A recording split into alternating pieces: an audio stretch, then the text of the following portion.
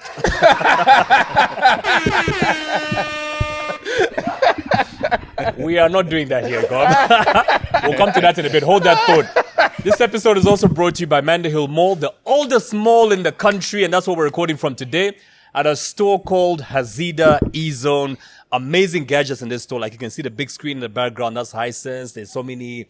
There's washing machines, fridges, home theater systems, microwaves, TVs. I'm looking at an 85. That's a 100-inch, right? My man, 100-inch TV. Come close. I need a microphone for him.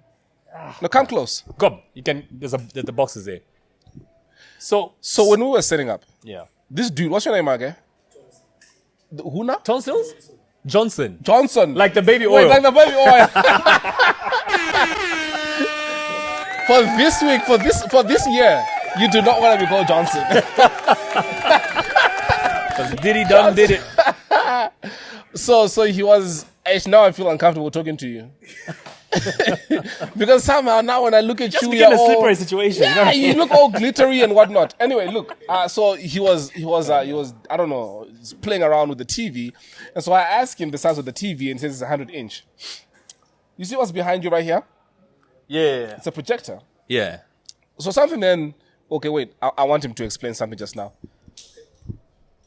While he does that, let's welcome our guest. This week's episode. This man, early 2000s, made the whole country smile with a big hit song. His name is Emanuela? No. Oh. Because you remember Emanuela made most people smile on ETV after midnight? I do not know the things you speak of. You don't know Emanuela? No. So why are you smiling? I sang the song Smile. I remember that name though. Oh, you remember the I remember name, the name, but you yeah. don't know what happened. I have no idea. Okay. I heard some guys. Do you have an telling stories. inclination? No. No idea what happened. No. Okay. That's my story. I'm sticking to it. Stick to it. Yeah. Trust me. Stick to that story. Oh, speaking of stories, by the way. Oh, you Okay, want wait, hold to on before you start. talk about the TV first? Yeah. Gob, is that thing connected? Is it on? I don't know why we keep having problems with this mic. Is it on there? Okay, it's on. It's on. Yeah, so you're telling us about the amazing gadget behind us? This screen here. Yes, so this is basically a 100-inch laser TV. So, of course, we've got two types of TVs. There's normal TVs, which use LED backlights, but this one is more of a projector screen TV. So you have a screen, and then you have the projector there. So everything that you're seeing on the screen is coming being from the projected projector. from the projector here. Right. So it gives you more of a cinematic vibe. Yeah. You know the craziest thing? I'm going to show you this. So I told you that I did the Sanlam building. So client sends me a picture and says, we bought a 100-inch TV and it comes with a projector. Right. So as you're building the boardroom, can you factor in the projector? And in my mind, I'm thinking, Projectors that you hang somewhere. why do you want to project onto a TV? So he sends me this message and he says, pass through Ezone. and then ask about it. And I didn't. Here it is. Needless to say, my measurements were off because now I understand the projector has to be a certain distance from the screen. Like 30 centimeters from the Because screen. I couldn't imagine the technology why you want to project onto a TV screen. And now I understand. So when he told me about this, I'm like, well, that's what those guys were talking about. That's what you meant. Interesting. Our guest today. So Ezone is where we are. Yes. Hazida Ezone. All right, thank you, Johnson. You're most welcome. sir. Change your name, please. You can get it back in January. All right, now, You can just give it to Gob. So I was saying our guest today made us smile early 2000s and really rocked the country with that song that just went. The word viral didn't even exist then. But Yes, that's it what did, but it wasn't just used. It was used for diseases back then. I don't know what diseases you had, Kalinga. Any disease that was Okay, spread by Kalinga, go viruses ahead. was viral, Elson. And early 2000s drops this song. The song was Smile. I believe any Zambian who's like a true Zambian remembers that. So even the vice president posted about it like 5 days ago. Yeah, she did. Word? Yeah. Well, what she say about it? I'll tell you in a bit. No, tell me now. You brought it I'll up. tell you in a bit. You don't know about it, do you? You just heard someone say that the We're vice coming back to president. that. I'm still introducing our guest. Real name, Titus. I don't know the surname though. Real name Mbangweta Mwendaweli. Taito is also a nickname. Wait, Titus is a nickname. Yeah. No, tell us more about Wait, that. How? Bangweta is your name? Yeah, Bangweta. Mbangweta. You're the first Bangweta I've ever heard. Oh, Second for me. second. Yeah. What's that mean? Not very common name. And fortunately, I've been trying to hunt down to understand the meaning behind the name, but nothing. Mbangweta. Exactly. I have Like no idea. you've investigated your whole family. No one Yes. knows the meaning of the name. Yes. What language is it? Lozi, Are you Lozi? Mm-hmm. Who gave you the name? my grandfather. He was actually named Mbangweta. So you were named after your grandfather. Yeah. Something that I really don't subscribe to or agree with, naming a child after a person. Well, with what I know now, yeah. I mean, I've had it for all these years and I can't change it. Are your parents alive? But only my mother. Only your mom. Yeah. And she doesn't know what it means. She doesn't what, sorry? She doesn't know what the name means. As I said, no, your grandfather is the one that came up with that name and he knows yeah, he named you. So wait, so your grandfather named you? Yeah. After himself? Apparently, my mom had some difficulty before I was born. What difficulty? After like conceiving? my Or- grandfather arrived, Right. minutes later, I was born. So, is So your, he named me before I was actually born. you know what my mind just thought? So I was like, You know where my mind took me? I have no idea. Should I tell you? I'm thinking something crazy. Yes. That your grandfather might be your father. Your mom had difficulties, your grandfather arrived, then you were born. No, the grandfather arrives like a few days before he was born. Mom had complications Oh! with labor. Yes. With labor. I'm slow today. I think so. Yeah. I'm slow today. Yeah. I'm still stuck on the. You know, I always thought your name, like the Titus name, was a real name because. Nickname. Well, tell us about that before I tell you about how I heard about I'm the name a bit Titus. taller now, I see where this but is going. I used to be very, very short. I was actually the shortest in class then. And the late president, FTJ. yeah. Well, he was president then, and people would call me Titus because of my height. And it was more like just teasing me. Wait, what's the connection there between being short and Titus? So Frederick Titus Jacob Chiluba, the president we had from 1991 to 2001, was a very short man. Oh, right. So any person who was because of short that- then, would either be called FTJ or Titus or Titus. something of the sort. Yeah. Yeah. So I was named that by a lot of friends, and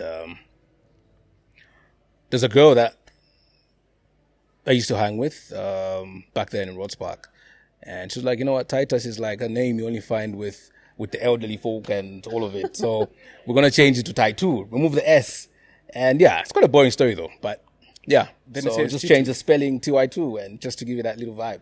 Ty2. Yeah, that's how Ty2 was born. Yeah, there's some names that's just like imagine a baby Patrick. I can see that. There's think John. There's just no. some names you shouldn't give babies in 2024. You know what I mean? John, we should retire John. Brian. The one that always cracks me up, man. Imagine a baby named Boniface. Oh my God. Or Dorcas. If you name your baby Dorcas and she turns out to be a maid, you got nobody to be. It's your to fault. blame.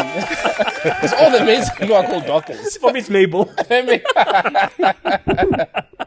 Like growing up, we lived in Mafera for a very long time, and 2 maids in a row that we had were called Mabel. You know, as a kid, you start thinking, okay, Mabel is probably a title for maids. For maids. You know what I mean? So is that what you thought? Yeah. So for the longest time, I thought Mabel, like, Meant maids. exactly. Yeah. You know what I mean? Just like if you've ever noticed, most Deborahs have got big asses, or is it just me? I haven't been looking. No. I think it's just me. I'll tell you why I thought your name was Titus. Titus, sorry. Titus. And I shared this story when Chameleon came on. Because the first time I ever saw you on stage was in Solwezi, 2002. A long time ago. Way back. Way back. Yeah.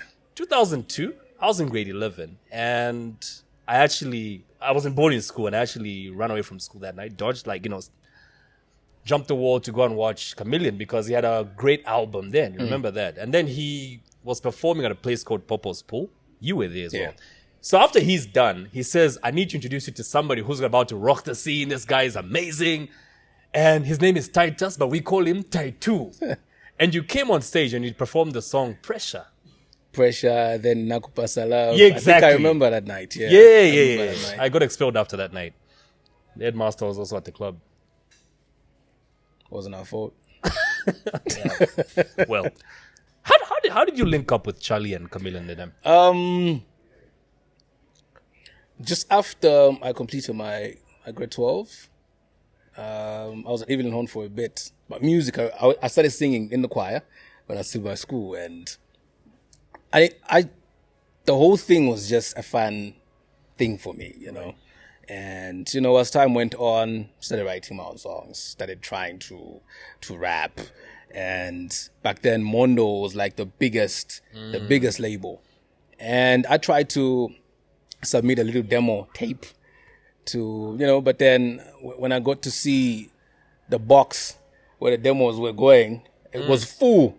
A little box with a lot of tapes, and I started thinking, I don't think by the time they get to mine, this will be like next year, and I really wanted to get in the studio. So Israel told me, you know what? Formerly exiled? Yeah. Okay.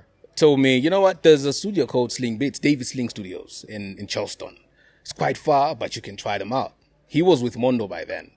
And, you know, I was trying to go through to Mondo, like using him because we grew up in the same neighborhood, would hang together and all of it. So like, hey, come on. We're friends and put me in and let me try and do something with Mondo. But they were not taking on any new artists then. Everything was just stopped for a bit. So that's how come I went to Sling Bits. And Charlie came through. They played my little demo. And he was like, okay, the only way I'll know that you can actually do this is if you sing to a beat that we're going to play. So they played a beat and the whole studio was packed. That was the first time I was asked to do something like that. I was a bit nervous though. But I went in and everybody was clapping. Next thing is like, you know what, I think come through tomorrow and let's see if we can work on something. Would you remember the song that you performed in front of them? I have no idea. I was just stuff that came from It was like a freestyle. Something like that. I wrote something, but then started adding a few things just to show that I really wanted to get in there. You know what I want to know? You're in a room full of different people and Charlie was there, they put on a beat and then you sing. And possibly one person or everybody then figured, okay, so this guy is talented. Not everybody's got an ear for talent. Yeah. There's so many talent shows, right? We've had Icon here. True. Yeah. Have you watched it? Yes. Have you seen any of the people that probably didn't make it, but because you're an artist and you have an ear for talent, you'd think they let this person go, but this person has got some pipes on them. I don't know if that guy is back. I've forgotten his name though, but he was like a rapper and he was freestyling a lot with the band and with little braids. Some light-skinned guy. I thought that guy was good. I think... Oh, I haven't watched a single episode, but I'm just thinking about talent. I think it's Dagger. Maybe. Not Dagger. I thought that guy was good. Freestyles a lot. Creative, Sounds a little like J. Cole. Yeah, something like that. Yes. It's Dagger. I thought that guy was good. Yeah. So when I saw some clip that he wasn't part of the guys that made it through. I was like, why? Because I thought, you know, to be an artist is that thing, and I thought he had that thing with him. So do you think, especially for a musician, being able to sing is something that can be taught, or is that something that you're born with? This is a gift. Being taught? Nah, I don't think so. Many people that try to do it and don't really have it, don't really succeed. Most of them end up being songwriters because that singing is not really with them. So you're not able to be taught how to project your voice, how to tune your voice, how to sound a certain way? If it's in you, one can coach you to, you know, nurture your gift and really be good at it. But if you're not a singer and somebody says you need, nah, I don't think so. I highly doubt that. Okay. And you've noticed how with most of these singing competitions, the person who comes out number one doesn't really go far. Then the person who probably comes out like number two, number three, those are the ones who start making it really big. Why do you think that's so? That's exactly why I was asking you that. Oh, okay. You know, I'm always looking at the judges with 6-7 eyes. And sometimes you find that if one connects with a certain artist, I think they get to forget about the skill itself. So they might overlook one who's actually good, but because they feel a certain way, because they're people that you can meet for the first time and you just have that thing towards them. I think sometimes people are made to be number one because there's that thing that has happened with one of the judges or two of the judges. So you find once the competition is done, the one that they really thought didn't have it ends up being bigger than whoever they voted for. So I think that comes into play sometimes. Because even with that, I was watching this episode of, I think it's The Voice. You know the concept of The Voice, right? Yeah. The blind thing first. Yeah, where they have facing their the other way. backs Or facing that side. Once they hear, then they turn. Man, let me tell you, R. Kelly came, and he sang his own song. When I tell you, not all the judges turned around. Oh, the first one who turned around was Pharrell. And the rest had their backs turned. And I'm sure when he turned, he was like, no way. But he couldn't say it. Yeah. You know what I mean? Because sometimes, again, it all comes down to being able to identify, say, we could do something with that voice. Because if you're looking at it from the one-time angle only, you end up picking the wrong person. Some people have rough-sounding voices, but for a producer or one who's really been in the industry for a long time, say, I could do something with that voice. R. Kelly, I don't think people would turn the very first time when, I mean, if R. Kelly was to sing and you've never really heard him before, you'd probably think, this guy's just trying to sing. But one who understands the music will figure out, I could do something with this guy. There's something in there that just needs to be paneled a little bit. Yeah, that makes sense. Yeah. Well, so how much? So I'm trying to figure out. So let's say you have somebody who's got an amazing voice, but they're not creative at all. What they have is a brilliant voice. They just sing. They sing. They just need but they're writers. not. Do you think a person like that can go far? With a support system, yes. You need a team. If you have somebody like that, then you have to find good writers for that person. They can sing, but writing skills, nah. And there are a few that I know who can't write, but can really Ty2, if you sing. put it that way, like people who can go far, Yeah. and you're able to pick that up just from a voice, Yeah. then I think we're looking at it the wrong way, because the people have gone far with no voice. Should then judges just look out for a voice, somebody who can hit a high note, or we're looking for somebody who can actually sing to a certain extent, entertain, is able to sell records? I'll give an example of somebody who... What would you put Shaggy? Is that singing? I know you're gonna say Shaggy. Serious? Yeah. You see, it's such a voice. He's not really singing, but he's a musician. He's singing, but it's not really... He's not giving us high notes. You know what I mean? Yeah, it's not Papa Rock. In his own lane and range, that's singing and is on point. Yeah, but my point is the voice and the icon and whatever. Everyone's looking for that musician who can do that Celine Dion, Whitney Houston thing. You know what I mean? I feel like on the business side of things, and you want one to just hit there and then, you need one who's going to hit those notes and really, impress. But in the long run, you want an artist, because I believe the talent show should be about identifying one who's That's got my raw point. talent, and you can groom that person into something big. I think that's how it should go. That one hit person or whatever who impresses you there and then might not go, the full distance. We've had examples like in this country. Remember the Celtic Star Search? Yes. Theo wins it. Doesn't really go anywhere. Couple Calls number 2. Rapping. Doesn't really go anywhere. Who was number 3?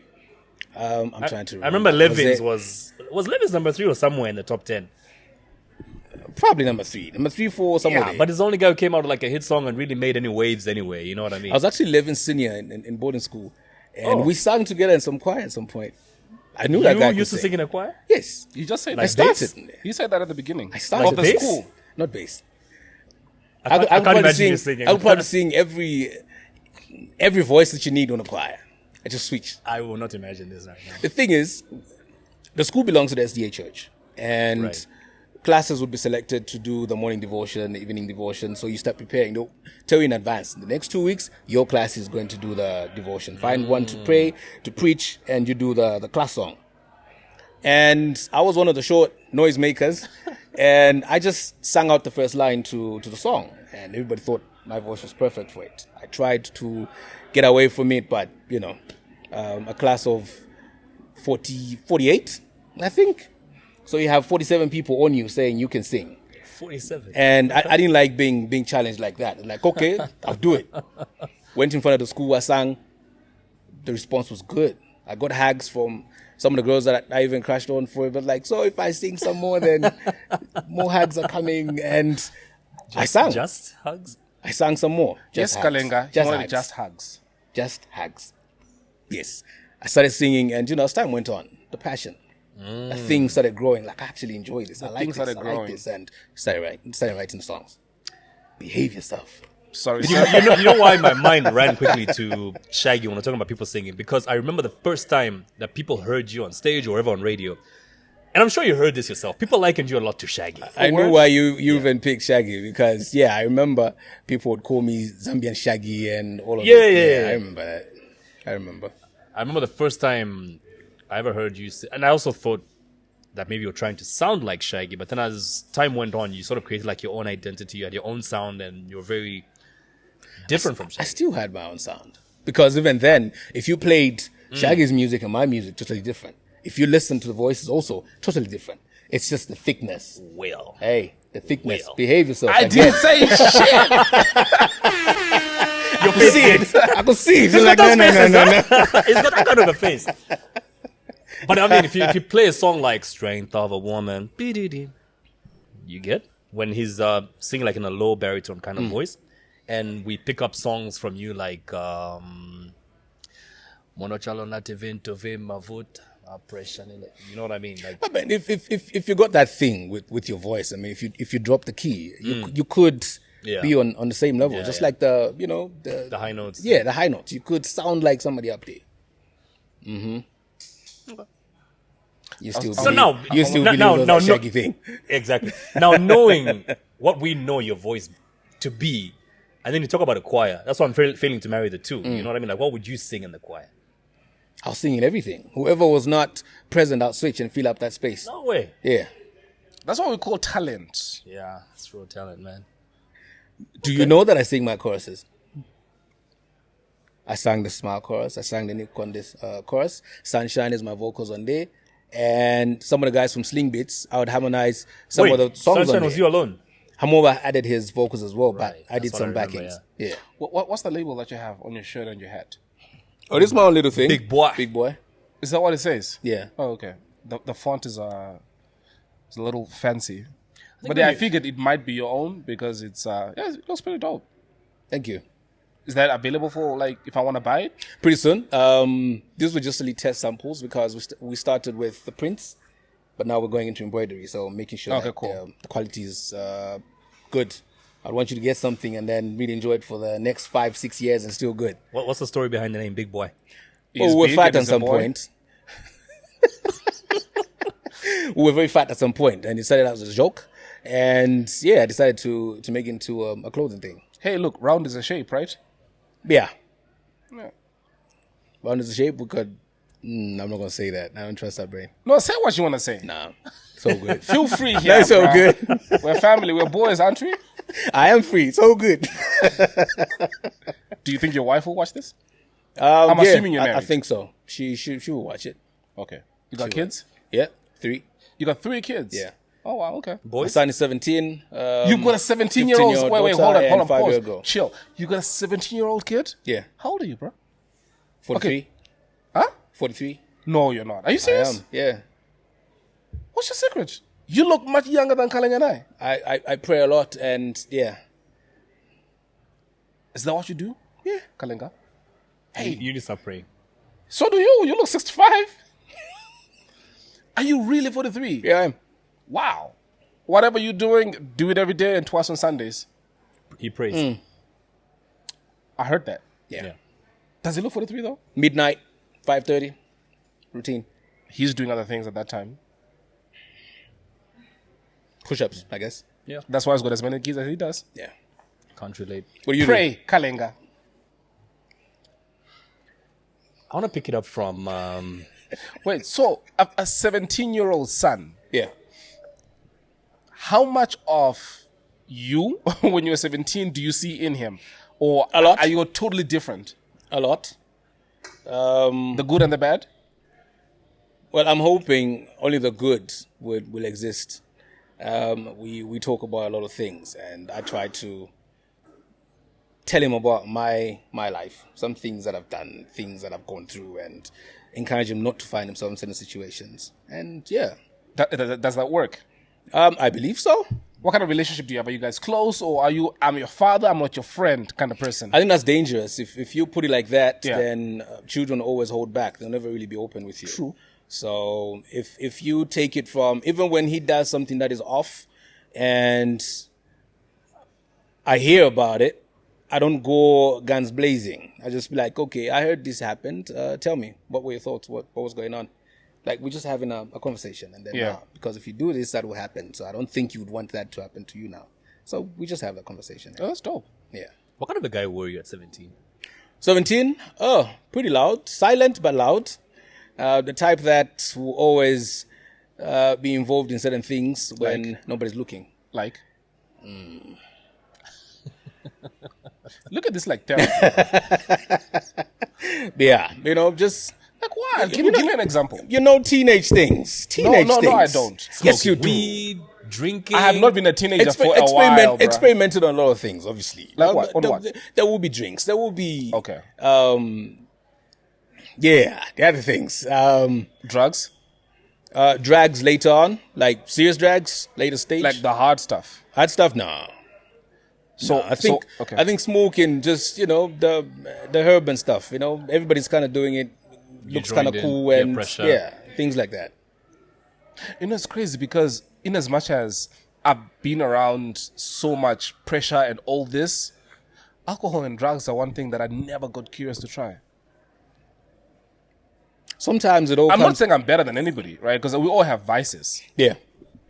The thing is, this is something that I've actually said to a lot of people, like, you need to identify things that trigger you into wanting to experiment on things. Yeah. So if at that stage, whoever you hang out with believes that's like really cool and whatever it is that you listen to is drawing you in a certain direction, and when you have your conversations, you will definitely take a sip, you will definitely smoke. When you hang And around, that's what happened. When you hang around the barber shop long enough, you're bound to get a haircut. To date, I can't even stand, like the regular cigarettes. Even at that age when people would smoke that, I tried it once and never. But people are still smoking. So there are things that, you'll be curious over and want to try them. But is there anything that you tried then that's stuck till now? No, none. I got over a lot of things. Got over a lot of things. Got over a lot of things. Yeah. Okay. I'm good now. What do you think of... So Kalenga obviously is one person. When we were talking about you, when you're on the phone, I asked him about you. And he says, no, he's a legendary musician. So there's a lot of music career-related questions that he would ask. Yeah. I would want to know more about who you are and your take on certain things that happen, in the music industry, around the world, etc. Okay. So there will be that type of... He'll be a bit more obsessed with you and your music. Okay. So quick disclaimer. Okay. Speaking of being obsessed with your music, because I knew the whole team that you guys grew Sling Beats with. Yeah. You know what I mean? I'm trying to understand the growth from the day that you auditioned with everybody there in the studio. Charlie's the one who told you to do a demo and stuff. Tell us a bit more about your rise in the industry from that point onwards. We recorded my first ever song in a professional studio at that level. That level. And I think it was a song that I was just giving thanks to my late father and mom, just, appreciating them. And the second song I ever recorded was Ninakupasa Love. Serious. And once we were done with the whole project, I think there was a point when we were looking for a sponsor to really put out to put money into the music. Obviously, Sling Beats was just a small label and trying to make a mark out there. So some guys who seemed interested. They dumped my project, jumped onto another group, which I didn't take lightly, and now I was like on a warpath. I'll show you that you should have put your money into my project. Right. And we released, when Chameleon's album was released, we started doing the shows together and, just to like introduce all the artists. We'd do that. Whoever had an album out, we'll put on the other artists, they introduce them to showcase what is coming and all of it. And it kind of worked. The response was good. We launched his album by, what was that place called? HQ by Northmid. I think that's where the lounge is. I don't know if it's lounge or something now, but the lounge used to be there. There was a place called HQ. That's where we did the launch. Okay. And I performed Nakupasa Love for the very first time, and the audience was just crazy after that. I couldn't believe what was going on. I could sing that song word for word, up to now anyway. Nice. Yeah, I can. You want me to do it now? No. Okay. So, yeah, after then, it was official that the project had to come. We released Nakupasa Love. Response was good. Then Smile was released after that. And Smile took over. Yeah. Smile played on radio the very first time in Livingston. And just the calls that came in said a lot of things. By the time it came to Lusaka, and it was everywhere. Number one on all charts. And I guess I was officially introduced to to the Zambian audience then, and that's where it started. But why do you start from Livingston though? There was a show that we were doing, and I carried the song with. Oh, right, It's like, right, oh, right. I have this single that I think you guys should listen to. This is something that's brand new. Just a response from the DJ excited me a bit. Like, okay, play it. I didn't even tell Charlie that day, like, wanted to play it on air. So I had to call him and say, look, this is what's going to happen on this end. Can we release it now? Yeah. Like, yeah, go ahead. That was it. I was It's introduced the same to Charlie the that audience. people were Yeah, we had Charlie last complaining year. about. Yeah. Same dude. So didn't he F you over when it comes to the deal that you guys made and the money that he was supposed to get? No, I mean, like I mentioned, like the studio is still small. This is where you start together and you're still trying to learn how to navigate through industry things, and obviously some things were not done correctly, and yeah, but we had an understanding. So why I asked you that is we had Charlie on and we had other artists. I remember there was that issue. I saw a few clips of that. And he has his face on all his artists' album cover. Yeah, if you search for mine, you find that. But And then there's his name on your song and his face on your song, man. Like, we had a conversation about that. So all of that's going to change. Is All of that's going gonna to change. Yeah, it's going to change. You know what else is going to happen? Jesus is going to come. We just don't know when for both. No, that's going to change. I don't want to say a lot of things on here because that thing has been sorted. So Well, you guys have resolved things in the background. Yeah, so good. Yeah, because I remember even when Amoba came. This guy's a hustler, bruh. So, but is this revenue coming to you? Because I mean, I've been listening to this album. No, 'cause it's like, I mean, a whole lot of Sling Beats music has been put under that account. So Okay. even if I try to upload some of the music from the first album, second album, that will block me from doing it. So these are things that we're just working around, and I need my shares to Because be put I in think his correctly. explanation was he funded the production of these songs, so he Doesn't owns the matter. music. Isn't that what he said? Yeah, but then, yeah, we had that conversation. We'll just be going back to the same conversation again. Yeah. So anyway, you get into the music industry. Ty2 blows up. You become a household name. Oh, I was talking about the vice president. She spoke about how she's happy with the change that she's seen in your life. What change was she talking about? I've seen that question, and I actually got WhatsApp messages from people asking what does she mean change? What does she mean change? The day that we even took that picture, I'm part of the coalition against illicit alcohol.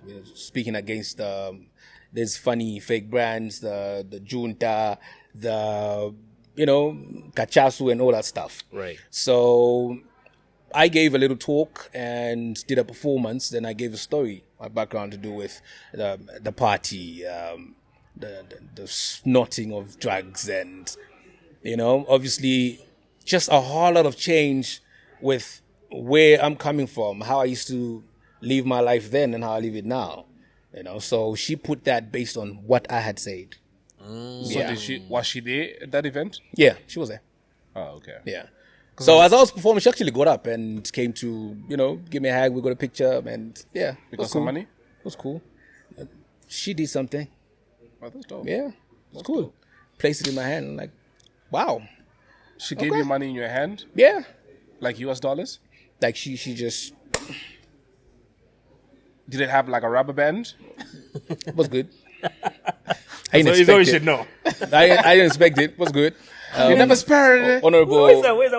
honorable Never expected Gary it. Combo as well. He was right behind her. He gave you money like, too? oh, cool.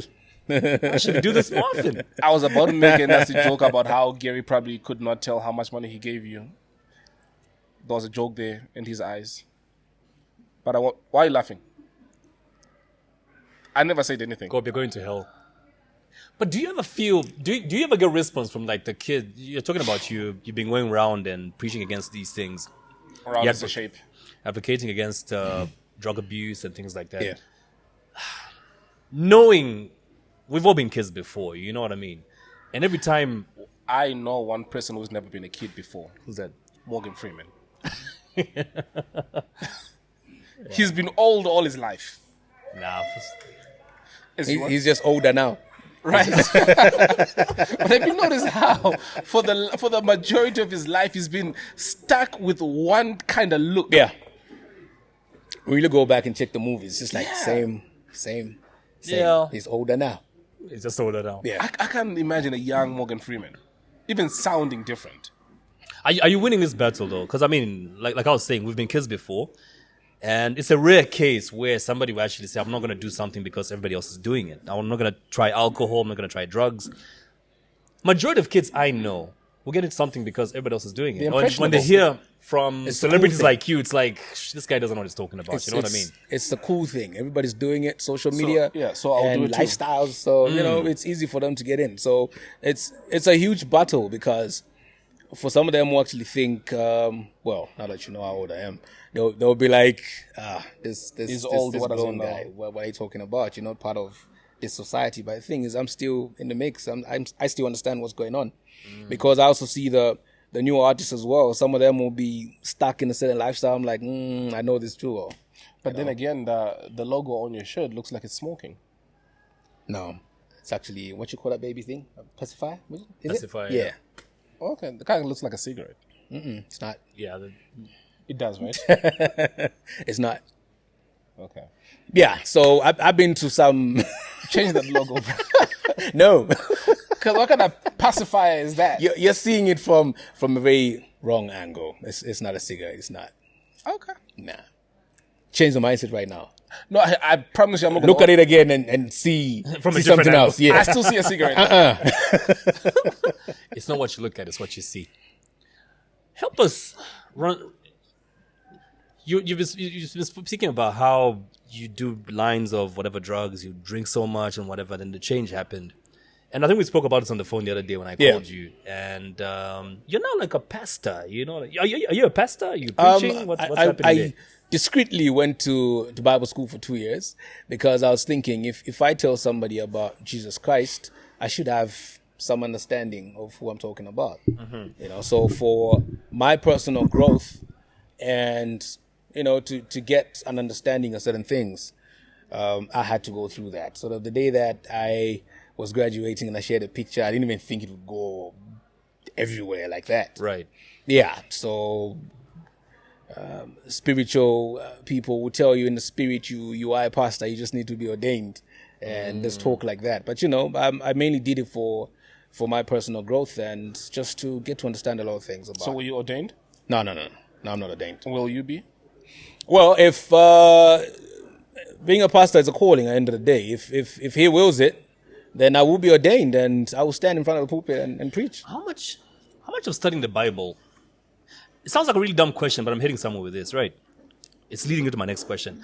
How much of studying the Bible actually happens in Bible school? Like, are you just reading the Bible? Are you studying every verse to understand where it's coming from? Like, No, not every verse. You will go through the books. okay. And with most of the books, you pick out key verses, and that is broken down, and you just learn a lot of things about, just ministry. I've got questions from the book of Genesis, eh? I've got questions from the Bible too. Can I ask one right now? Yes, we can.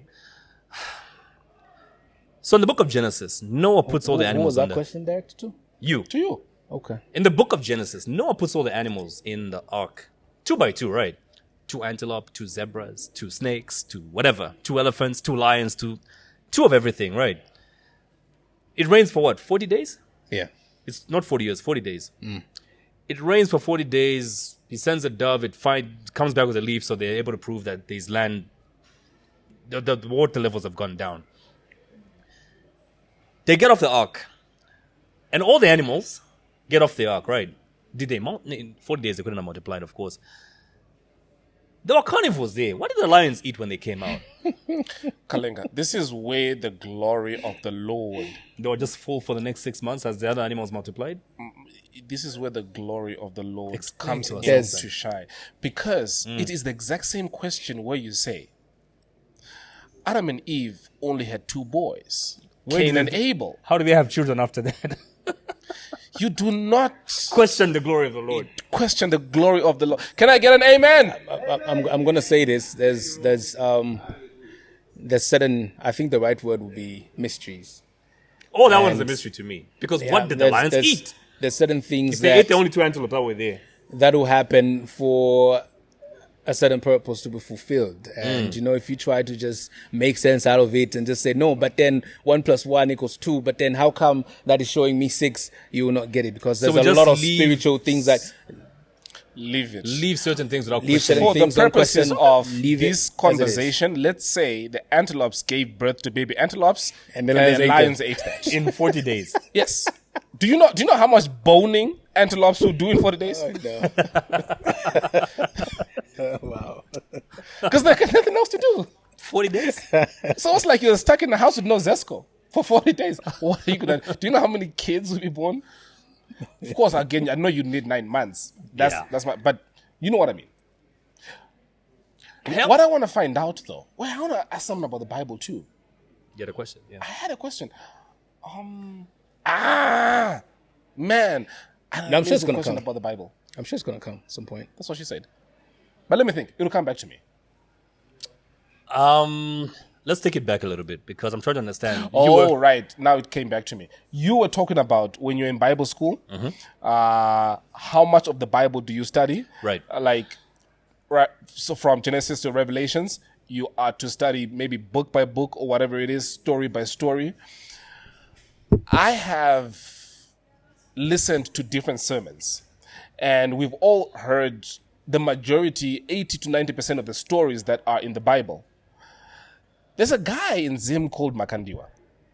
And have you heard of him? I think I've come across. There's a post that he made one time saying, "You find me." If you go to heaven and I'm not there, you're not in heaven. I think I saw that one. And he has a way of interpreting what stories he's read from the Bible to what you and I have read. I'll give you an example. He spoke of the famous David and Goliath story. No, I lie. About David. Yeah, David and Goliath. Right?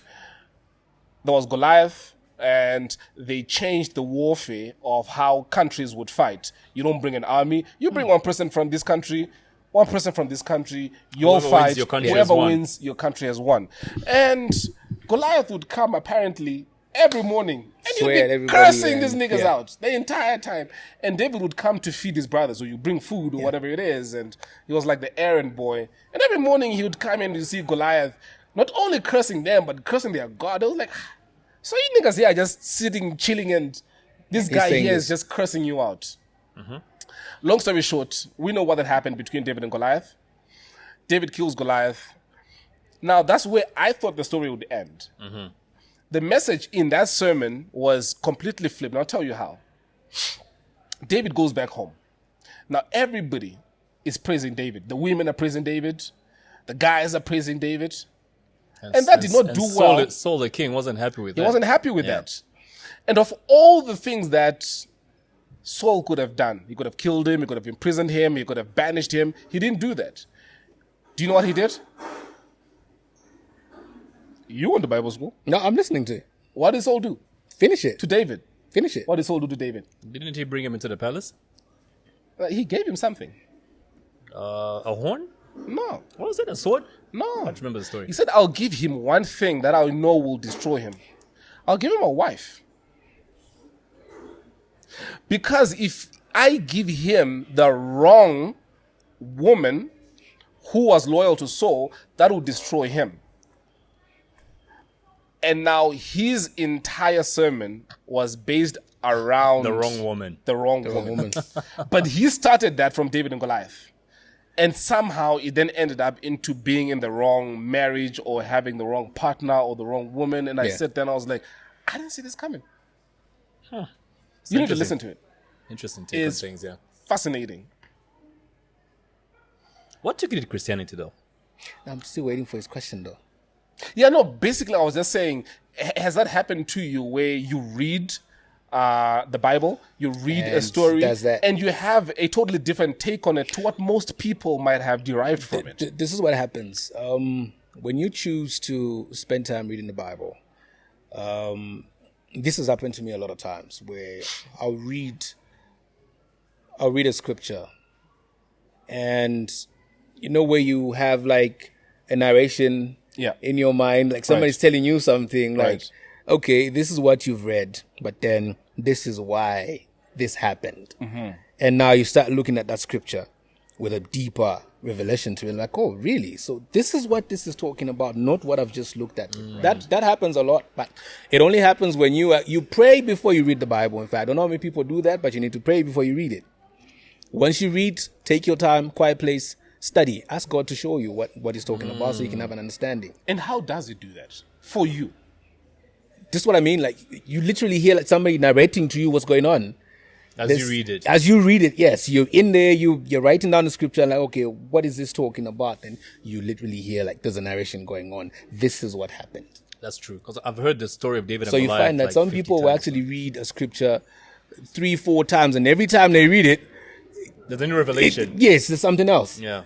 And you're like, wow. So when people come to you and say, I've read the Bible, I finished it, like, now you were not reading it the way you're supposed to read it. You were reading a novel. You turned it into just some storybook. But no, that's not how you're supposed to approach the Bible.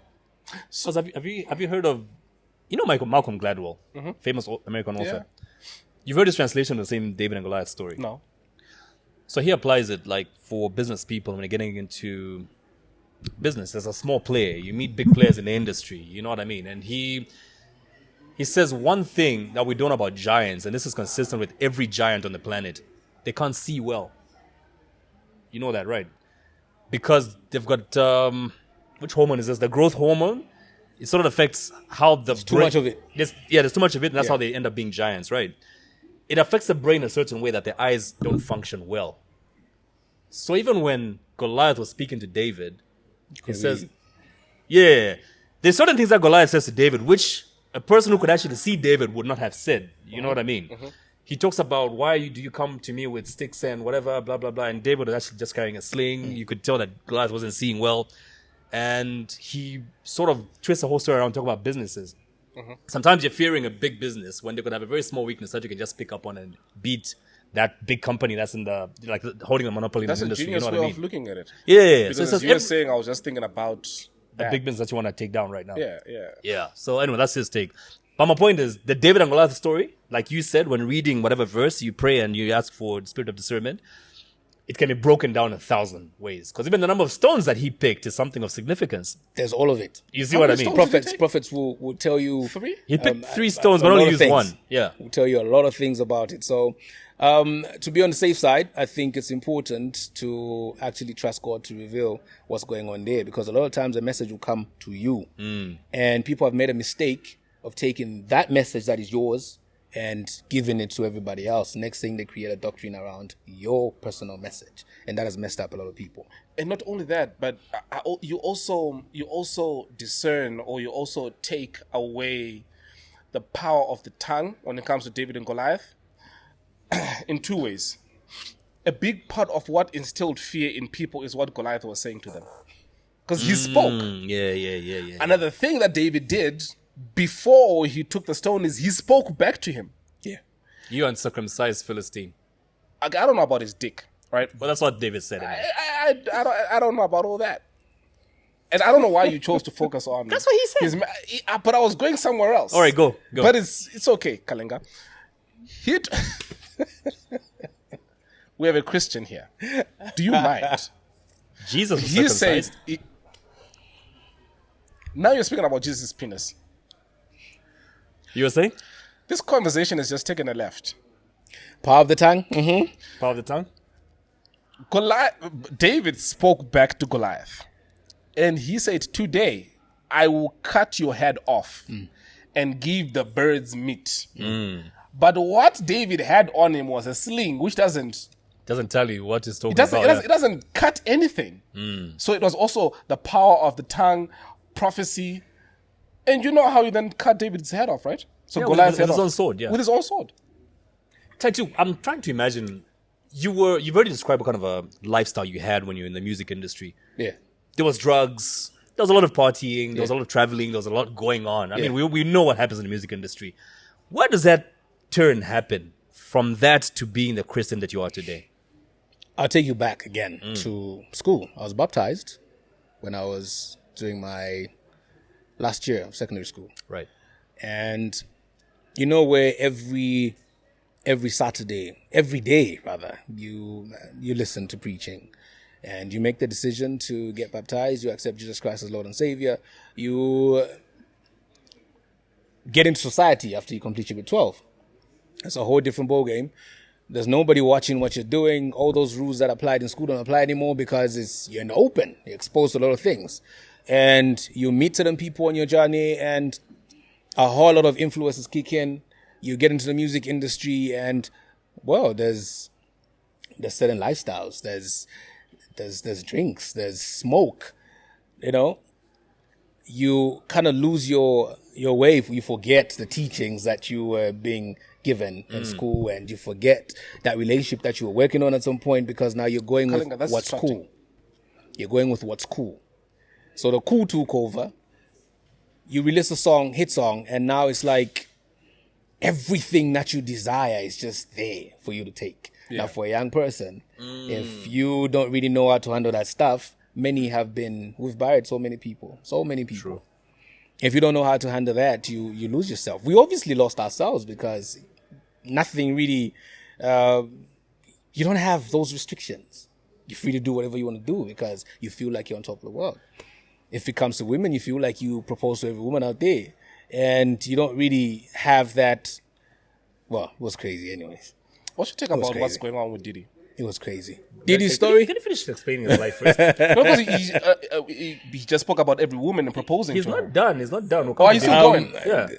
Yeah, he asked the question. The transition, so I needed the transition, to yeah. make him The turning understand some point, things. yeah.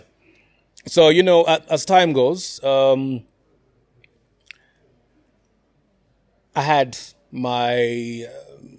met somebody, and that change started coming in. You know, when you commit to a relationship and you actually marry, and a day later you leave the country, you disappear for a bit. And now you attend church. So that vibe that you were used to in school, there's that refresher. It's more like refresher course. Like, I know this. I'm very familiar with this. And then you actually hear a voice telling you, remember me. You said yes to me. I get back to Lusaka some years later. I moved to Namibia. I was in Namibia for a year. And obviously when I got back, sort of detached with the church for a bit. When I went to Namibia, met somebody by the name of Dinaf. He's more like one of Namibia's top gospel artists there. Right. Found me in a place called Jockers. I was busy playing pool with some guys, having our drinks. And he was like, you know what? I was just checking on something. Somebody told me I start back home. So he's like, if I ask you to come to the studio with me, and can you give me a song in less than 30 minutes? So I'm like, you don't know me? So I'm like, yeah, where's the beat? Let's go. That's how I went to the studio. Next thing, he invited me to church. I started going with him, started picking me up. We started going to church. And again, To perform the same song that you recorded? not really to perform the song, just to attend church. All right, okay. So it became every Sunday. That was a routine now. And again, I said yes to Jesus Christ as Lord and Savior. There was an altar call. I went again to recommit. That happened. All good. I even started writing for some artists there. I wrote some songs for him as well. And it was good. Then I moved to South Africa, detached with that church. Because now there was no church that I could call home. And then I was working for I was working for Vodacom then. I didn't really have time to get to church. Life of the boo started again because now I'm in a certain circle. And, you know, one thing led to the other, and, you know, some other personal things happened. I came back here after some years and, you know, met somebody here. Invited me to church. The same process. And this time around now I'm like, nah, this won't be the pattern. It won't be that cycle. I'm going to take it seriously now. Hence the decision. I say, you know what? I'm going to take this further. Let me go and enroll myself in a Bible school and just take it seriously and learn a bit more. And that, you know, I started noticing from my lyrics, because now more like every song that I was writing, I was acknowledging God. This is when I'm thinking, hold up, this is different. I'll put out the love messages. I'll put out, you know, a lot of things that people today will say, oh, your song saved my marriage, your music spoke to us and all of that. But it became a bit deeper because now I was adding God to a lot of the lyrics. I noticed that, okay, there's something that's different right now.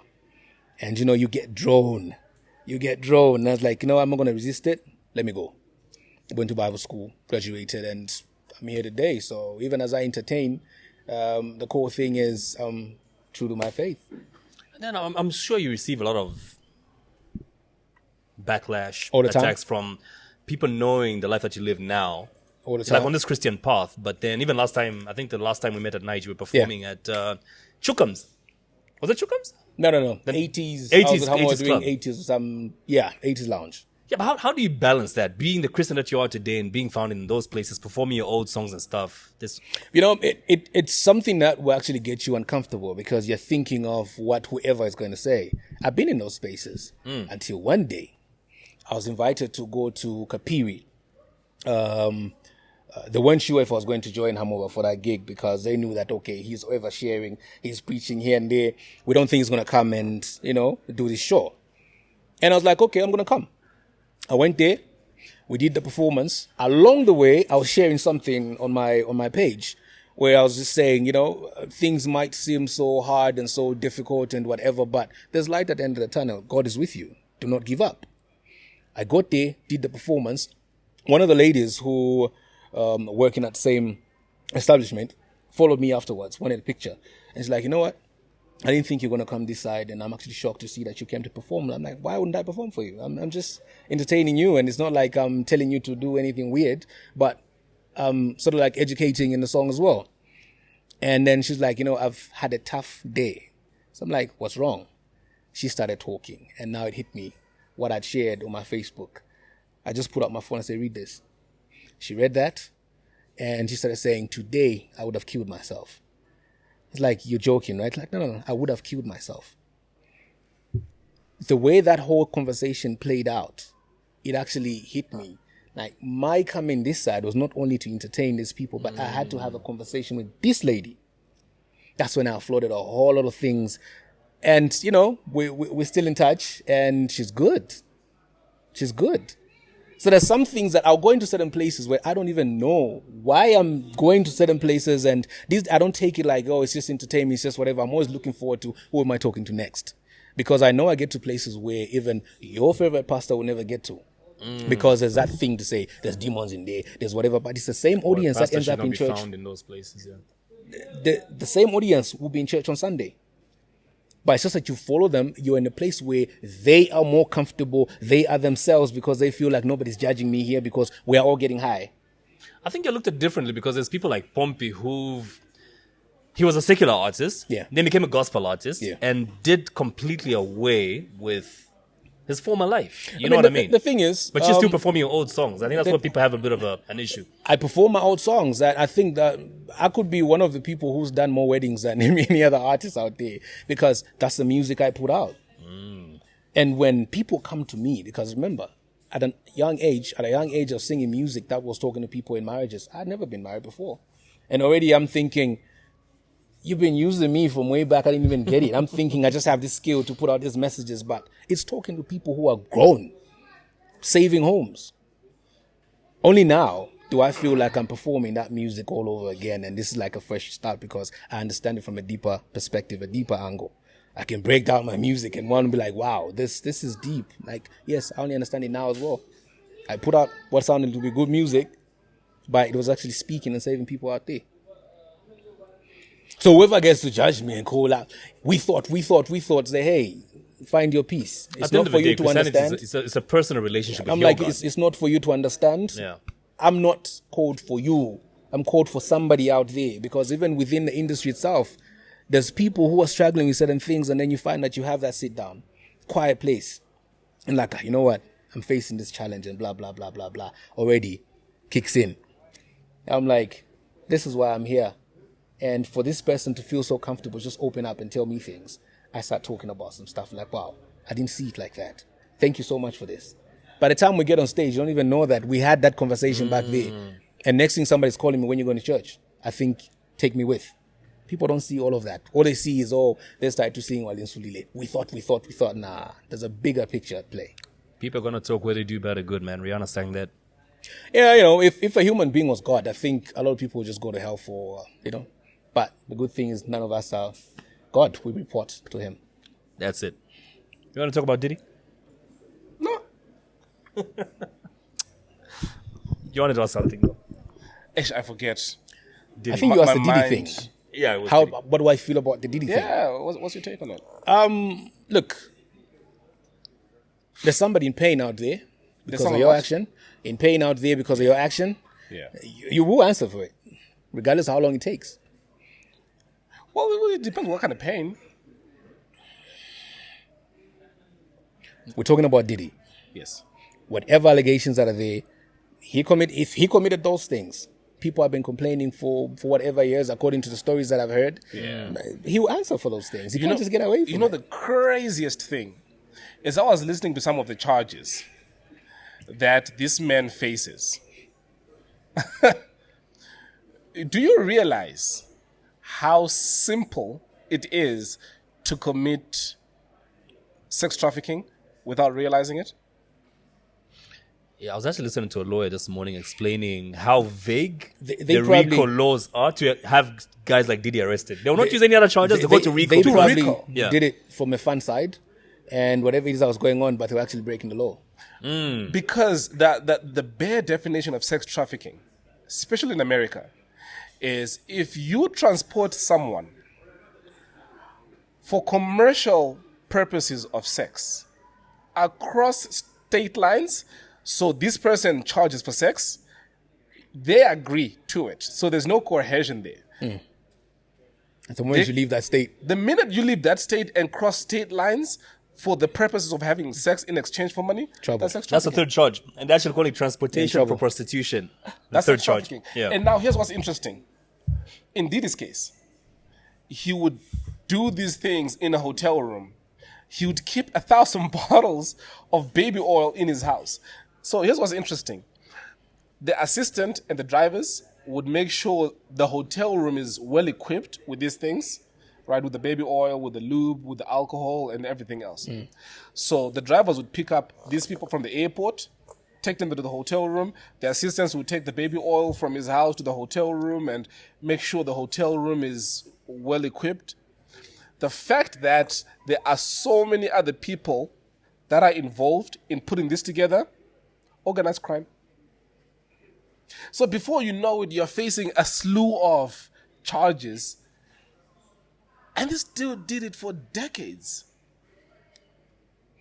I hear Jay-Z is being thrown in there now.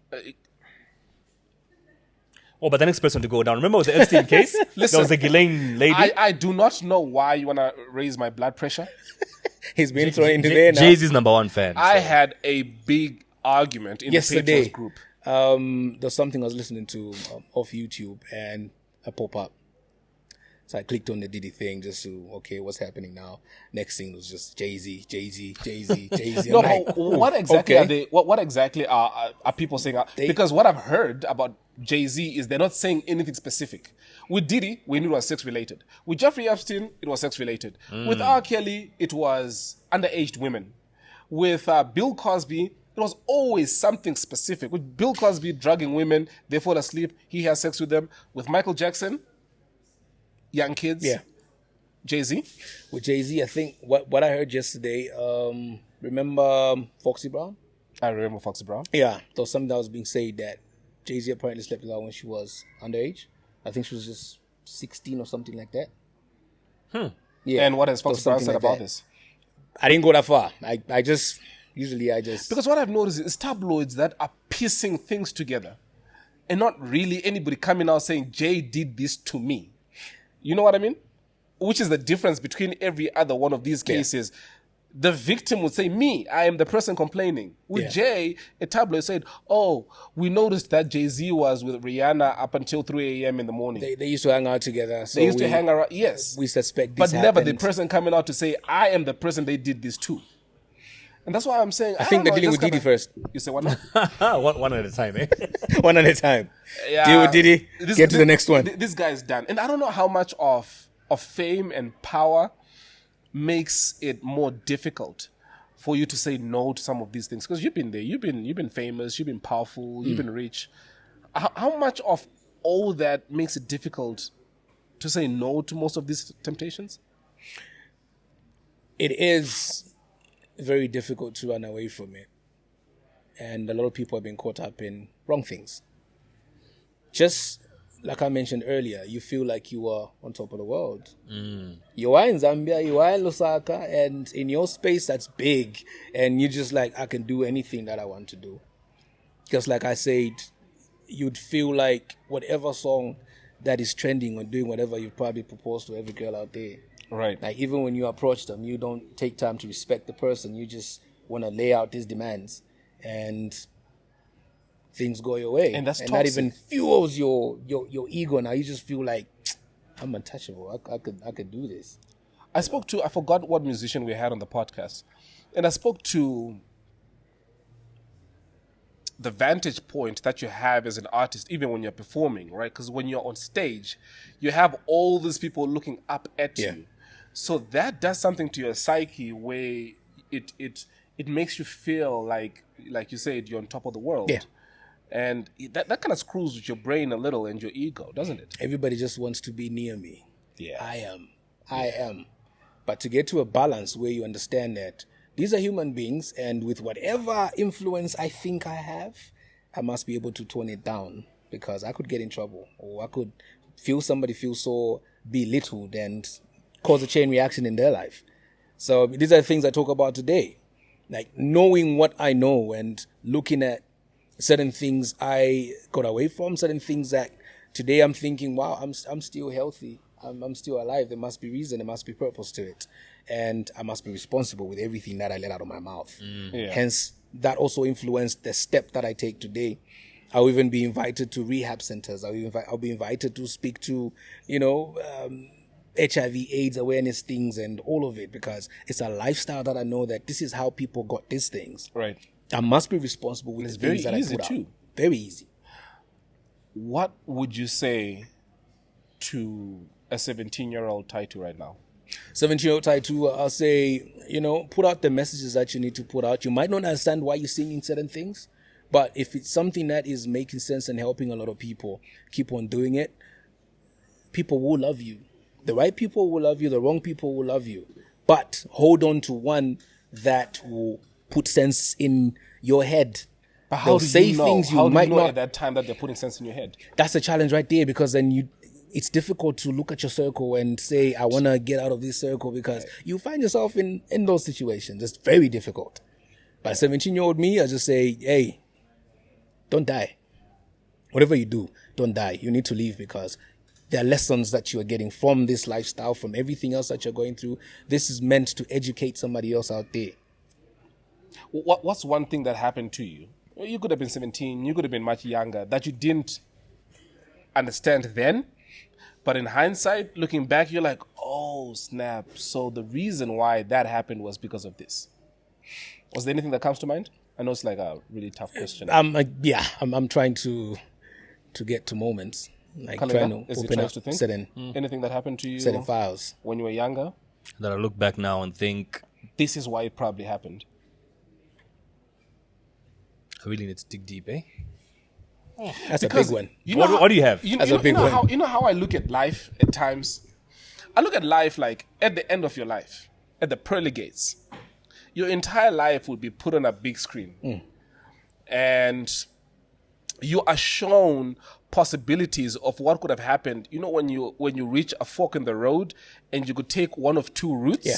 If you take one route, what would have happened if you had taken the other one? Right? You've got two girls in your life who you could propose to, and you ended up proposing to the wife that you have now. Yeah. What would have happened if you had chosen girl B instead of who you have now? How different would your life have to? I think of that every single time, because every day I have to make decisions. Yes. And your decisions will determine where you go next. Where you go Exactly. next. The people who you end up meeting. Yeah. Or the people who you end up not meeting. So I always think about that every single day. I think now that you mention women, something does come to mind, yeah. Don't get divorced because of what you're about to say, but go ahead. Probably strengthen my marriage even. Yeah, say it. And look at your number peeping now. Say it. Let's hear it. I always feel like if I had picked another chick, and knowing what we went through, my wife and I, and 2 kids then, we've got 3 now, knowing what we went through, the struggles that we went through, had I picked the other chick, I don't think she would have stuck around to go through the nonsense that we went through. Was there another chick? Sorry? Was there another chick at Yeah, that of course, point? I was dating before I met my wife. You know what You I mean? said the other chick. It sounded like there was someone specific No, that you were referring to. Yeah, I mean, before you get married, you're dating You're around. You know what I mean? Right. Yeah. I keep thinking if I pick the other chick, you know what I mean? Like, How did you meet the other chick? How did I meet her? It's a story from way back, bro. Yeah, it's okay. I'm talking about the point where. No, I hear. There's a point that I'm Yes. driving to. How do you know how you met the other chick? Well, I even remember. So you remember all these things in detail, Yeah. except how you met her. Because I have to go way back now, man. You brought it up. Listen. So tell me how you met the girl, because there's a We're talking point I'm about- driving at. Listen, we're talking about the point I'm driving at is what you asked me. Yes. Okay. The point where you felt like if you had made the other decision, things would have gone a certain way. The reason You know why what I I'm mean? asking you where you met this chick is the From secondary probably question. a radio station or something. The secondary Okay. question was, how then did you meet your wife? I met her in the club. That's why I was asking. That's exactly why I was asking that question. No, I've told you the story before. Yes, exactly. So anyway. So hold on, let me finish my point. yeah. The Yeah, my point was, yes, go ahead. I don't think the other chick was able to handle what I went through with my wife. And meeting my wife, I also met certain people that Through her. Exactly. Yes. No, the point that I was going to make. You know what I mean? That's how I've ended up where I am today. 100%. Exactly, Right. yeah. The point that I was trying to make is, how old were you? Do you remember? 25. Okay, 25. 6. So I'm talking to When you when you met your wife. However, 28, 29. 20, all right, cool. 28, Let's just say 28, right? Yeah. If you're talking to a 28-year-old, I'm married at 23, You married at 23? married or wife. met? Oh, first wife. my first wife. Okay. Wow. Okay. Wait, I want to ask you something about that, but I want to finish the point that I'm trying to make about him and his wife and the other chick. If you had told a 28-year-old dude that there are two chicks in your life, one you met at a radio station, one you met at a club, which of the two here do you think will better your life? Yeah, I know, right? Red pill, blue pill. Bingo.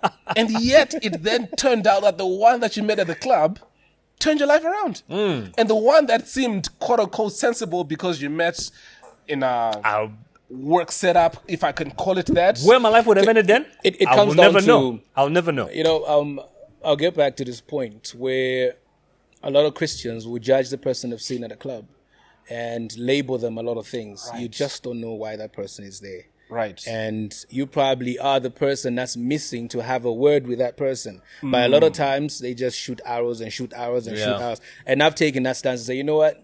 Shoot as many as you want. I don't care. But I know why I'm positioned in You know what my wife place. was doing at the club? Oh, what's she doing? I'm not going to respond like him. I don't believe the story that she told, by the way. No, true story. My wife was in pajamas at the nightclub. Her friends dragged her out of bed, threw her in a taxi, and they told her, look, we're not leaving you behind. So even when she came in, she came straight to the DJ's booth, sort of like to hide and stuff. And we sat there, started talking. She was narrating to me like, I didn't want to come, but my friends forced me. And she was in a You believe robe. that was like So a you destiny got thing at play there? attracted You were to a- supposed to meet I there? think so. So you got attracted to a chick in pajamas at a club. We're not really there and then. Like we started talking, exchanged numbers. And here's the thing. We didn't start dating like immediately. We exchanged numbers. But she would never respond to any of my messages. That's not the story you told me. We started dating there and then. No. What story did I tell you?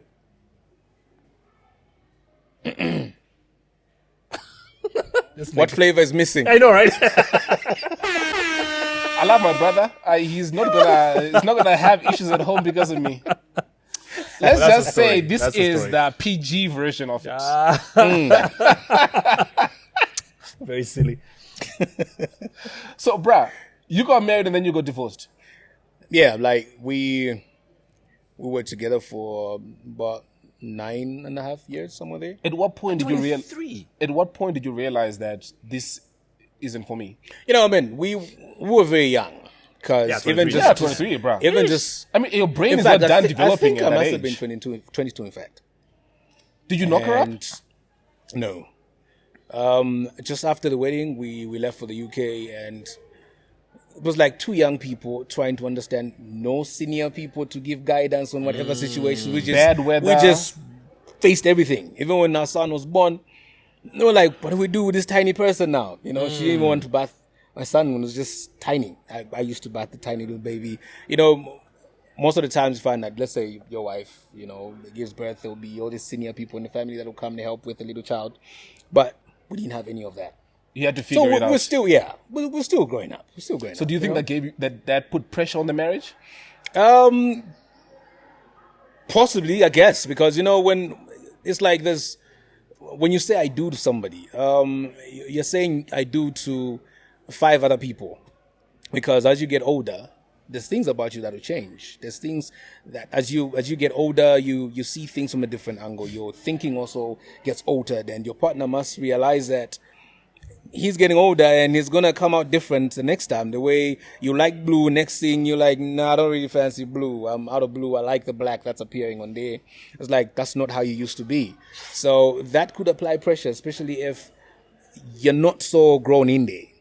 Your brain is not done developing it until 25. Yeah, so that I believe that puts some pressure on there. So, my man, at what point, I think I'd ask this, at what point did you realize, A, this is not working, and B, we are better apart than with each other? Because, you know, going back to Christians, one of the most abused verses that God hates divorce. Yeah. And people end up sticking in marriage for that reason. No, he definitely hates divorce. And one of the disciples actually asked, you know, and Jesus' response was, in the beginning, it was not so that people should go their separate ways, but because of the hardening of our hearts. That's why that thing was allowed to happen. Like, if things are not working out, the stuff people, I mean, if somebody's abusing you, why are you going to stay? You're going to die. If somebody's being all crazy, and why are you going to stay? Because whoever is marrying, you must understand, I need to take care of my partner. My partner should be happy. If you're not happy, what's the point of staying? Were you abused? Nah, who could abuse me? Just asking. It comes in many shapes and forms. Even when we decided to go our separate ways, it was a mutual agreement, and we're just like, you know what? Maybe this ain't working no more, and we went our separate ways. I'm with somebody now, and December we clocked 6 years, and you know. You still haven't told me at what point you realized that this wasn't working. Remember when I said you say yes to 5 different people? Yeah. Yeah, so as time goes, there's interest that'll pop up in your mind. I like doing this, and maybe that's rubbing off the wrong way on your partner, and then you're trying to strike a compromise, trying to strike a balance, but it's not really working out. The person wants to do this, you don't feel like that's okay, and you know, the more you have that tension, that friction, like, you know what? Maybe. So who called for the divorce? Maybe. Who called for the divorce? Well, social media said a lot of things, and sometimes I don't really say much because, you know, there's 2 teenagers and I want their peace. So that tells me everything I want to know. I don't say a lot of things. Now we know who called for the divorce. I don't say a lot of things. She did. Oh, did she now? Did she now? She did. Wow. Okay. I end there. But are you guys good still? Yeah, we're good. I mean, we got there's a child involved. Two. Yeah. 2 kids. Son, 17, a 15-year-old daughter. Okay. Yeah. You got 3 kids. 3 kids. Yeah. And a 5-year-old. 5-year-old. Yeah. Okay. Oh, it's beautiful. I got a 7-year-old son, so I still kind of enjoying this parenting thing. Comes with outlandish requests. Asked me for a laptop yesterday. At 7 years old. Well, she's seeing everything that's going on. She's like, I need one. Yeah, everybody has one. Why shouldn't I have one? What? That bingo. We're not doing that. Question is, a real one or a fake one? Exactly. But at 8, he'll figure it out. Kids nowadays wants a real one. Yeah. He will know. Yeah. He'll know. He'll click on that Google Chrome thing and YouTube doesn't pop up. That the same thing ain't working. It's nope. not real. Yeah. It ain't real. My kids, that's how they gauge anything on the phone. If camera is working, YouTube is working, it's a real thing. How old is your oldest? 8, 6, and how many months now? She turned 6 months you don't yesterday. know how many months your daughter She turned 6 months How yesterday. many do you have? 3 kids. Oh, okay. Yeah. Really? Oh, 4. There's one. See why I said 3 at home. 3 at home. I've got a son in K2 as well. He will. Why do I I always keep say reminding 4. you? And the other ones? But I always say 4. No, you always say 3. Ah, come on. Until I said really. What did you say? Yeah, I always say 4. Until I said we're really talking about now. home, like who's at home? 3. And the So boy there's kept 4 it. that you know of. I'm just No, I'm not like Kelson. I'm not like Kelson. Well, insert my Carrick's advert here, ladies and gentlemen. In all the pick and pays and shop rights, go out there and pick your favorite brand of Carrick's condoms. Beautiful. My favorite is called Zero Thin. Kind of feels like there's no condom there. Try it. It's yellowish in color. And if you want to last longer, there is Rough and Tough. It's an ugly color. She will thank you. As you gentlemen, Are you guys doing a the look on your reunion? face. Do you have a plan to do like a reunion gig? I think I'd really love to see you, Hamoba, Chameleon, Does Chameleon have a Kanji. car now? I don't think gonna Kanji act would, like you would didn't be hear on me. stage. Kanji wouldn't because of a job, of course. Yeah. Yeah. But then we've been meeting and all these other gigs that we've been doing.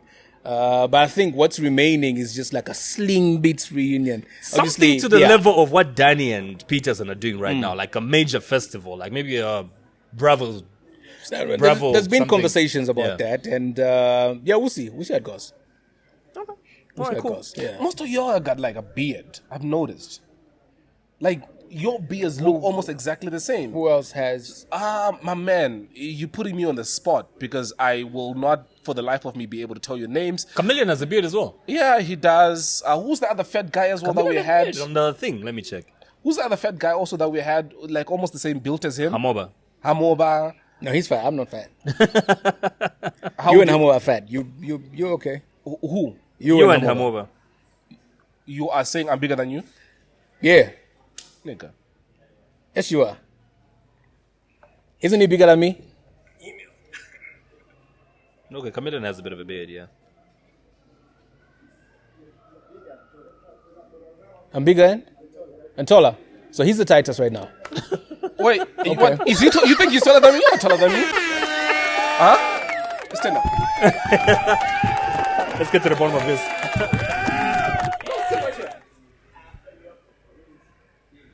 How is he taller than me? Bob? Who's taller? You are the police officer who's supposed to be good with description. Look at the shoulders. I can see the top of your head. Look at the shoulders. See? Ty2 is taller, right? Wait, hold on, before you sit. Thank you. Hold on, before you sit. Come back here. Stand right here. Zoom and don't want peace. I want problems always. No. Yours are thick too. Yours are thick too. please. But I'm- Who's taller? He's taller. How did you see that? You can't rewind, we're recording, come on. This nigga takes his eyes so personally, man. No, it's okay. We He yeah, looks we forward to the day got he'll meet that. somebody. I'm tall, he's short, we're done. Ty2, is there anything that you thought we're going to talk about that we haven't spoken about that you're ready to talk about in this episode?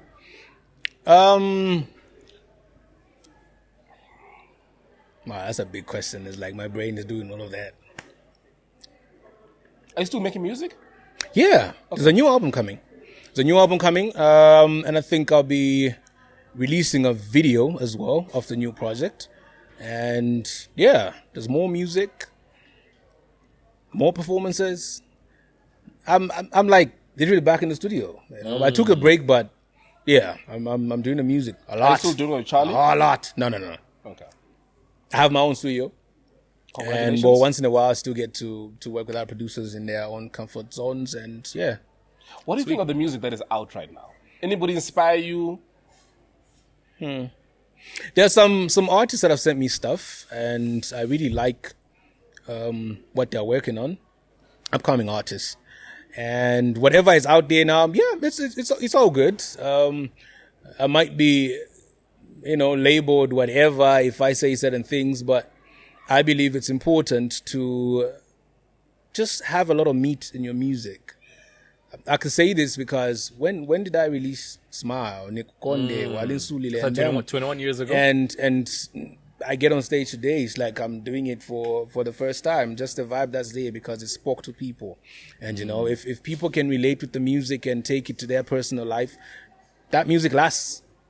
Yeah. So it's always nice just to have some of those that will just make a whole lot of noise, will make you a whole lot of money, but then what will prolong your career? What way is it gonna go? So it is important to really put yourself into that music. empty your your heart, put it in there. So when somebody listens to it, it's like, wow, there's something about this song already. You're speaking to that Do a person. Tracy Chapman, win a Grammy 40 years later. You know what I mean? Exactly, because the music spoke to people's life. How about Tracy Chapman though? She When music has popped up meat. again because of I forget what The Grammy. song. Yeah, I know, Yeah. but she popped up again because there was a rendition of her song Yeah, that Fast went Car. straight to Fast Car. Luke There you Combs. go. Luke Combs did Yeah. a rendition of the same song this year and won a Grammy for it. Hey, have you heard the new song with Omarion and Yo Maps and Amarin. You've sampled that already? I heard it. Well, heard what do you think of it? It's okay. It's good. It's okay. Kalinga? I mean, Yeah, so good. I know Yo Maps dominated the song as it was supposed to be anyways. It would be crazy if Omarion dominated the track, but yeah, Yo Maps still dominated the song, and yeah, I think it's cool. I mean, it's something that will speak volumes out there because it introduces Zambian to his audience, and you never know. Somebody out there will be like, okay, so where is Zambia? What's going on in Zambia? Which artists are in Zambia? Yeah, so you know. that opens up that door, and this is something that we've been talking about for a long time. Yeah. So to have somebody fresh and, he's done a collabo like that, that's something good for the industry. Big boy! Thanks for coming through, man. Really appreciate Thank you this. for having me. Elson, please. We've been planning this for the longest time, and I really appreciate you coming through, man. Like, I really, really do. I blame you. This is for you? Yeah, we've been postponing quite a bit. Thank you. We're giving you your flowers, Ty2. Thank you That very is much. courtesy of Big Tree and Brothers Mocktails. Cool.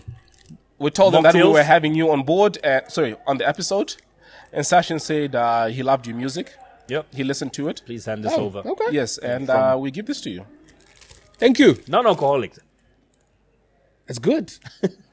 Just putting emphasis on that. And there's a towel in there, when you're performing and you're sweating. Yeah. You can use the towel to wipe the sweat off Barely your sweat face. though.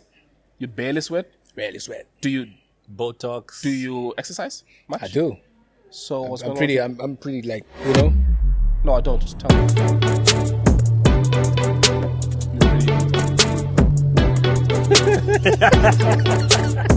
Hey, to the next episode. I exercise. I'll take your word for it. I exercise. Do you? Oh, Do I exercise? Yes. Horizontally? Don't even answer that question. Wait, are we still rolling? No. Horizontally, yes. Hey, I am not going to be saying anything scandalous now.